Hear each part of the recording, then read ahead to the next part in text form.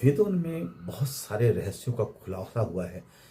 मेरी किताब Ved decoding the mystery of universe chapter 5 में आपको मैंने बताया हुआ है जंगड़ी मणि के बारे में। अब जंगड़ी मणि क्या होती थी, उसमें लिखा है जब जंगड़ी मणि आप धारण करते थे तो वो आपको सारे डिजीज से प्रोटेक्ट करती थी। यानी जो आपको आउटर जो जर्म्स आपके ऊपर इफेक्ट करते हैं वो उसको प्रोटेक्ट करती थी। यही नहीं, एक जगह तो ये लिखा हुआ है कि ऋग्वेद में कि जंगड़ी मणि आपको पॉइजन से भी प्रोटेक्ट करती थी। तो पॉइजनस चीजों से आपको प्रोटेक्ट करती है। हालांकि उसमें सांप के काटने जैसी जगह की बात नहीं लिखी है, लेकिन पॉइजनस चीजों से, यानी आप खाने में कोई पॉइजनस चीज खा लेते हैं तो जंगड़ी मणि उसका भी उससे आपको प्रोटेक्शन देती थी।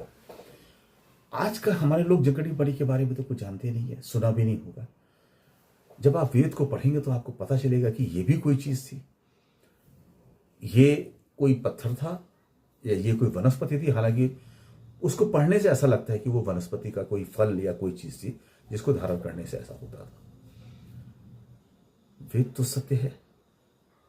5000 साल पहले वेद लिखने वाले कोई झूठ तो नहीं लिखे गए हैं। चीजें हैं कि हम भूल गए हैं। आप आज की सिविलाइजेशन और नेक्स्ट सिविलाइजेशन के बारे में पूछिए। मैंने अपने बच्चे से पूछा टेसू के फूल क्या होते हैं। बोले टेसू ये क्या होता है। उनको पता नहीं है कि आज से 100 साल पहले लोग होली टेसू के फूल से खेलते थे। एक पतली सी डंडी होती है, उसमें पूरे फूल की जो पंखुड़ियां हैं वो लगी रहती हैं। उनको जल में डालिए तो वो लाल रंग के कलर लाल हो जाता था, उससे हम कलर खेलते थे। उन फूलों के रसों में गर्माहट रहती थी तो नहाने पे उससे रंग खेलने पे कोई साइड इफेक्ट नहीं होता था, ठंड नहीं लगती थी। लेकिन आने वाली पीढ़ियां टेसू के फूल के बारे में क्या जानेंगी, कुछ नहीं जानेंगी। और जब किताबें भी खत्म होती जा रही हैं तो कोई रिकॉर्ड भी नहीं बचेगा। जंगड़ी मणि का जो जिक्र है हमारे वेदों में, आज के हमारे साइंस को ये चाहिए कि उस पर रिसर्च करे कि वो क्या थी जंगड़ी मणि। अगर कोई चीज धारण करने से हम बीमारियों से बच जाते हैं तो ये करोड़ों रुपए की दवा खरीदने की क्या जरूरत है।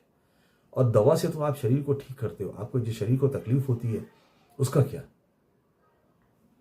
मेरे देश को चाहिए कि वो अपनी सबसे अमूल्य धरोहर जो वेद हैं उसके एक एक लाइन, एक एक चैप्टर, एक एक सेंटेंस, एक एक वर्ड को समझें और अपनी आने वाली पीढ़ियों को समझाएं, ताकि शायद हम कोई जंगड़ी मणि का धारण करना अपनी सभ्यता, अपने आने वाली पीढ़ियों को बता सके और वो एक हेल्दी जीवन उनको मिले।